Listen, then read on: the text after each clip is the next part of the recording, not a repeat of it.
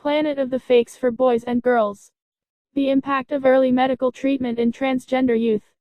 Olson, Johanna L. Garofalo, Robert Rosenthal, Stephen M. Spack, Norman. Children's Hospital of Los Angeles, CA, United States. Abstract. Transgender children and adolescents are a poorly understood, and a distinctly understudied population in the United States.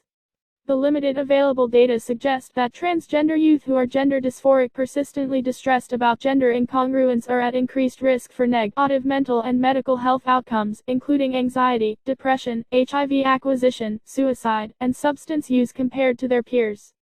Therefore, medical intervention is aimed at alleviating gender dysphoria and ameliorating potential negative outcomes. Existing strategies for treating transgender youth depend on the developmental stage at which these youth present for care.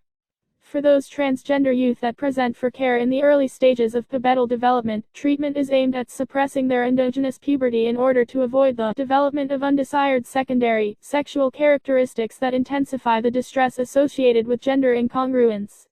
For those youth in later stages of puberty, the goal of treatment is to use cross-sex hormones in order to induce the development of desired, secondary sexual characteristics thought to bring the body into closer alignment with the youth's internal sense of gender.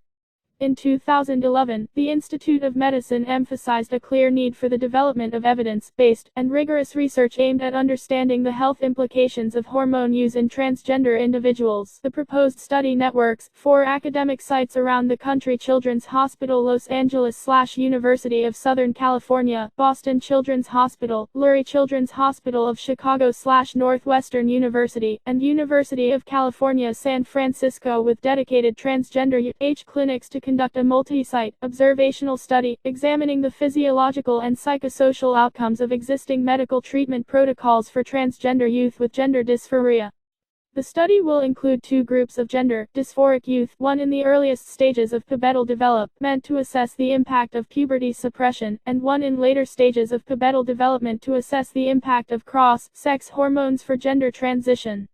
Specifically, in the earlier pubertal cohort Tanner stages 2 to 3 = 80, the study will evaluate the impact on mental health, psychological well-being, physiologic parameters, and bone health, as well as document safety of GnRH agonists administered for puberty suppression. In the later pubertal cohort Tanner stages 4 to 5 = 200, the study will evaluate the impact on mental health, psychological well-being, and metabolic/physiologic parameters, as well as document the safety of cross-sex hormones administered for gender transition. This multi-center study will be the first in the U.S. to evaluate longitudinal outcomes of medical treatment for transgender youth, and will provide essential evidence-based data on the physiological and psychosocial effects and safety of treatments currently used for transgender youth. Public health relevance.